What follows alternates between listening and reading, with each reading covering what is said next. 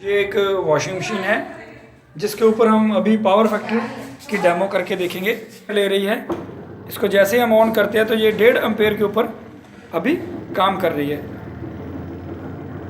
लेकिन अब जैसे ही हम इसके ऊपर अपना प्रोटॉन का पावर फैक्टर कंट्रोलर लगाते हैं तो ये 1.5 एम्पेयर से 1.1 एम्पेयर 1.2 एम्पेयर के ऊपर काम कर रही है।